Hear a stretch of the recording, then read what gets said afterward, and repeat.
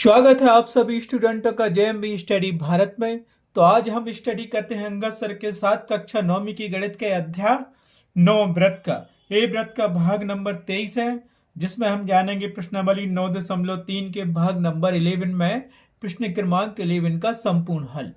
इससे पहले यदि आपने हमारे चैनल जेएमबी स्टडी भारत को सब्सक्राइब नहीं किया है तो सब्सक्राइब कीजिए, ताकि इसी प्रकार की वीडियो आपको सबसे पहले मिल सके। तो आइए हम देखते हैं प्रश्न नंबर 11 क्या कहता है।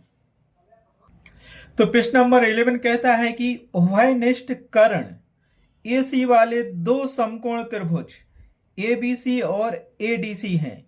सिद्ध कीजिए कि कोण CAD बराबर कोण CBD है। डायग्राम हमको दिया नहीं गया है, डायग्राम बनाना पड़ेगा और प्रूफ भी करना है दो कोणों को, कोण A और कोण B को। ठीक है, ABC और ADC दो समकोण त्रिभुज दिए गए हैं जिसका कर्ण AC है। तो चाहे पहले तो हम वृत्त बना लें, फिर वो दोनों त्रिभुज बना लें, या त्रिभुज बना लें फिर वृत्त बनाएं। ठीक है, तो हमें जो कुछ दिया गया है पहले उसको लिख लेते हैं और जो सिद्ध करना है उसको लिख लेते हैं, फिर आगे देखते हैं। तो हमें क्या दिया गया है? हमें दिया गया है कि उभयनिष्ठ कर्ण AC वाले दो समकोण त्रिभुज ABC और ADC हैं। समकोण त्रिभुज अपन बाद में बनाते हैं, और जो सिद्ध करना है उसको भी यहां लिख लो। तो सिद्ध करना हमें कोण CAD बराबर कोण CBD। तो पहले थोड़ा हम रफ में समझ लेते हैं, फिर बाद में इसको हल करते हैं। ठीक है, कि पहले त्रिभुज बनाना है या पहले वृत्त बनाना है। ठीक है, तो हमें यहां दिया गया था एक उभयनिष्ठ कर्ण AC दिया गया है। माने कि एक उभयनिष्ठ कर्ण हमारे लिए क्या दिया गया है? AC दिया गया। कैसा भी बना सकते हो, तो हम इसको ऐसा बना लेते हैं। ये कर्ण दिया गया है, इसको हम हमें एक उभयनिष्ठ कर्ण देना था AC, तो जैसा बनाना चाहो बना सकते हो। जैसे एक कर्ण दिया, उभयनिष्ठ कर्ण दिया है, तो हमने बना लिया एक उभयनिष्ठ कर्ण AC बन गया। ठीक है, वो क्या कह रहा था? AC वाले दो समकोण त्रिभुज ABC है, तो ABC समकोण त्रिभुज बनाना है। तो यहां से हमने क्या किया? एक समकोण त्रिभुज बनाना था, तो ये खींच लिया, ये हो गया B, और इन दोनों को हमने मिला दिया। ठीक है, ये क्या बन गया अपने पास? समकोण त्रिभुज बन गया, ABC बन गया। दूसरा क्या है? वो कह रहा था एक दिया ADC दिया, C तो ये दिया, A दिया। अब D कहाँ पे बनेगा? तो D अपन इसको यहां बना लेते हैं, एक चतुर्भुज टाइप का होता है वो, तो यहाँ पे। तो हम क्या करेंगे? तो क्या किया? हमने बना लिया था ABC, एक बना लिया, क्या बना लिया? 90 अंश का कोण बना लिया। ठीक है, ABC। अब बनाना ADC, तो ये था, C था, D था, तो क्या करो कि एक और बना लो, चतुर्भुज जैसा लगे ऐसा कुछ बना लो। तो हमने ये बना लिया, इसको दे दिया D। ठीक है,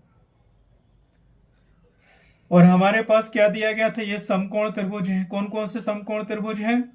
ये 20 समकोण त्रिभुज दिया गया है, और D भी हमारे पास क्या है? एक समकोण त्रिभुज है।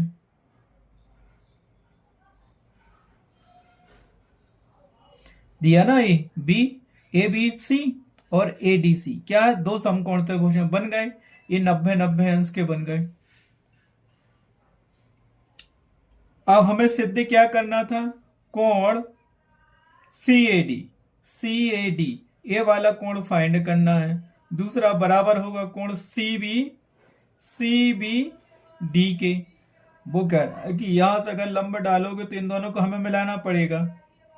तो BCD ये वाला कोण भी फाइंड करना है। ये कोण और ये कोण आपस में क्या होंगे? बराबर होना चाहिए, हमें सिद्ध करना है। तो हम कर रहे हैं वृत्त वाला चीजें, तो इसमें तो एक चक्रीय चतुर्भुज बनेगा। चक्रीय चतुर्भुज में क्या होता है? ये सम्मुख कोण आपस के आमने सामने के बराबर होते हैं। तो वृत्त अगर हम पहले ये बना रहे हैं त्रिभुज, त्रिभुज का बन गया चतुर्भुज, इसमें वृत्त बनाएंगे तो हमें थोड़ा प्रॉब्लम जाएगी, आपको भी जाएगी, क्योंकि सर्किल जो वृत्त है बिल्कुल गोला नहीं आएगा, है ना। तो पहले हम क्या करेंगे कि हम बना लेंगे एक वृत्त। वृत्त के बाद हम क्या करेंगे कि ये सी कर्ण खींच लेंगे, उसको वृत्त का हम क्या देंगे? केंद्र बिंदु देंगे। ठीक है, फिर वृत्त पे दो जीवा AB और CD खींच लेंगे, मतलब ऐसा ही समझाने के लिए, फिर इनको मिला देंगे, तो हमारे पास दो समकोण त्रिभुज भी बन जाएंगे। फिर रचना कर लेंगे कुछ। आ गया समझ में? तो ट्रिक यही है उसकी। तो ये एक वृत्त बन गया, और ये कि डायमीटर बन गया, मतलब ए और सी एक हमने एक कर्ण खींच लिया वृत्त के अंदर ही, और इसके अंदर हमें दो समकोण त्रिभुज की रचना करनी है जिसका कर्ण ए सी होगा। ठीक है, तो खींच लो अपने हिसाब से चतुर्भुज कैसा बनना चाहिए। चाहो तो मैं यहाँ से बना सकता हूँ। ठीक है, एक तरीका और देता हूँ कि चतुर्भुज बनना चाहिए, तो यहाँ से एक ये और खींच दो ऐसा, तो बना लेते हैं। तो क्या करेंगे अपन, एक यहाँ से क्या करेंगे, बी बिंदु एक जीवा बना लो या बिंदु खींच लो। अपन को तो क्या है, ए बी सी क्या बनाना है, एक त्रिभुज बनाना है जिसका कोण भी समकोण है। कोण भी समकोण करने के लिए हमें क्या, इन दोनों को मिलाना पड़ेगा। मिला दिया, ये कोण क्या बन गया अपने पास, समकोण बन गया, कोण ए बी सी। इसी प्रकार कह रहा है कि कोण ए डी सी भी एक समकोण त्रिभुज है। तो क्या करेंगे, इन दोनों को मिला देते हैं, ये मिल गए।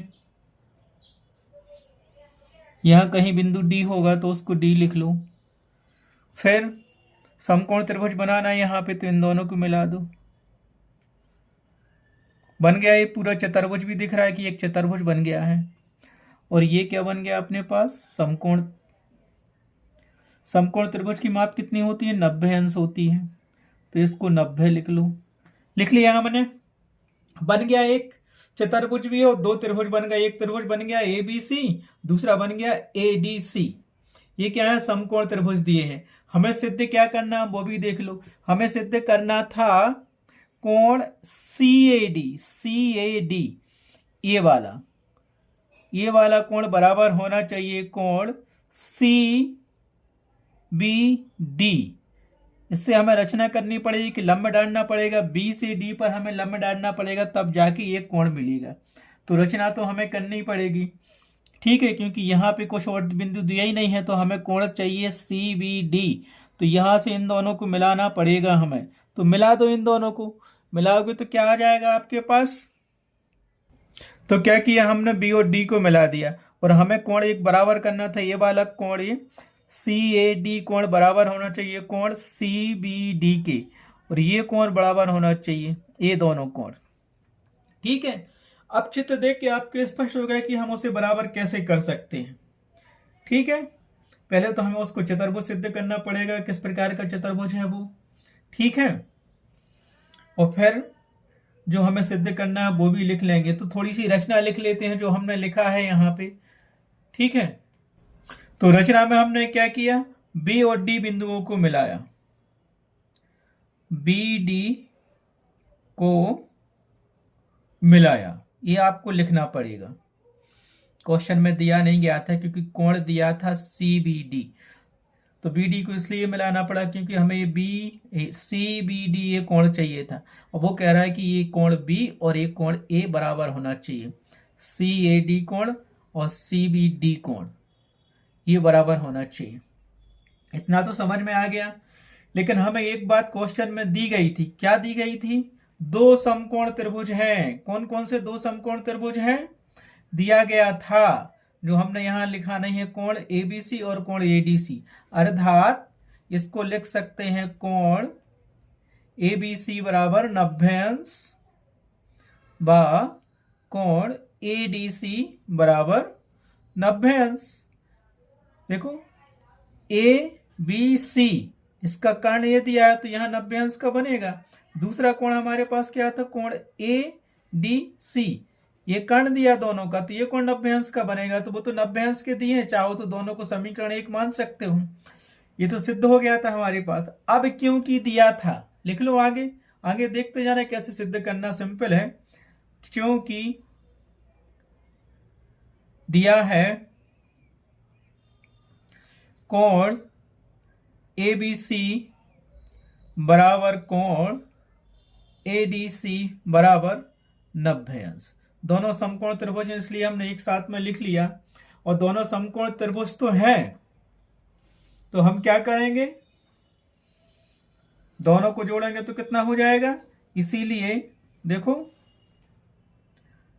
कोण एबीसी प्लस कोण एडीसी बराबर कितना होगा, एक कोण 90 अंश का है प्लस दूसरा कोण भी 90 अंश का है, तो ये कितना मिल गया हमें, 180 अंश का मिल गया, मिला कि नहीं मिला? तो ए बी सी डी आ रहा है, कौन सा कोण मिला? ए बी सी और कोण ए डी सी, ये क्या मिला? 90 अंश का मिला। ठीक है, तो हम क्या लिख सकते हैं यहाँ पे? चतुर्भुज ए बी सी डी में अवयवी कोणों का एक फल 180 अंश हो रहा है। ए बी सी डी तो एक चतुर्भुज है ना, दोनों त्रिभुज किसके अंदर बने? एक सर्किल के अंदर बने हैं और एक चतुर्भुज के अंदर दोनों त्रिभुज क्या बने हैं। इसीलिए हम क्या कह सकते हैं? चतुर्भुज ए बी सी डी में लिखो, चतुर्भुज ए बी सी डी में ये क्या है? आमने सामने के कोण है ना दोनों, 90-90 अंश की। मैं अभिमुख कोण या सम्मुख कोणों का एक फल 180 अंश हो रहा है, लिख दो। क्या लिख दिया हमने? चतुर्भुज एबीसीडी में अभिमुख कोण अर्थात सम्मुख कोण अर्थात आमने सामने के कोणों का योग 180 अंश हो रहा है। इससे हम क्या कह सकते हैं? चक्रीय चतुर्भुज की विशेषता होती है कि जब चक्रीय चतुर्भुज में आमने सामने के कोण को जोड़ेंगे और उनका योग 180 अंश होगा तो वो चक्रीय चतुर्भुज होगा। तो हम एबीसीडी चतुर्भुज में अभिमुख कोण सम्मुख कोणों का योग या आमने सामने के कोणों का योग फल कितना हो रहा है? 180 अंश। अतः हम कह सकते हैं कि एबीसीडी एक चक्रीय चतुर्भुज है, लिख दिया हमने। और जब एबीसीडी एक चक्रीय चतुर्भुज है तो हम क्या कर सकते हैं? बताओ जो हमें सिद्ध करना था। सी ए डी ये वाला कोण और ए वाला कोण बराबर सिद्ध करना था। चक्रीय चतुर्भुज तो हमने सिद्ध कर दिया। अब याद देखो, यहां पे हमें क्या मिला कि सी डी क्या, जब ये चक्रीय चतुर्भुज है तो उसमें क्या होता है? चक्रीय चतुर्भुज में एक वृत्त के अंदर बनता है चक्रीय चतुर्भुज, उसके सम्मुख कोण बराबर होते हैं। तो यहां देखो, अगर सी डी को हम जीवा माना तो ये छोटा लघु वृत्तखंड बन गया और ये पूरा बन गया क्या? दीर्घ वृत्तखंड। और इस दीर्घ वृत्तखंड में क्या है? एक कोण तो हमें जो चाहिए क्या? सी ए डी आ रहा है, दूसरा आ रहा है सी बी डी भी आ रहा है एक ही खंड में। तो हम जानते हैं कि जब चक्रीय चतुर्भुज में दो कोण बनते हैं तो वो आपस में क्या होते हैं? बराबर होते हैं, एक ही वृत्तखंड के।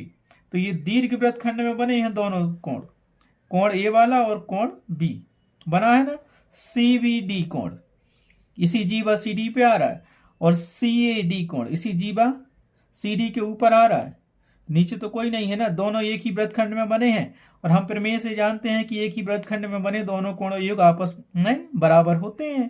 तो लिख सकते हैं कि कोण सी ए डी बराबर होगा कोण सी बी डी के, और रीजन लिख देंगे वही वाला।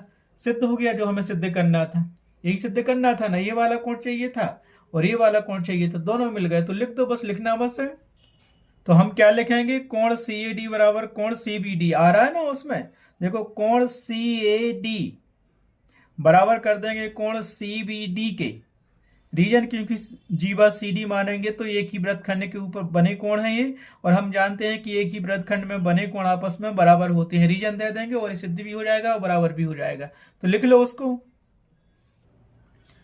इसीलिए कोण सी ए डी बराबर कोण सी ए डी ए वाला कोण बराबर होगा कोण सी बी डी के, कोण सी बी डी के। क्यों? रीजन भी दे दो। कौन सा प्रमेय है बताइए आप? हम आपको पहले ही बता चुके हैं कौन सा कोण है, क्योंकि हम जानते हैं एक ही वृत्तखंड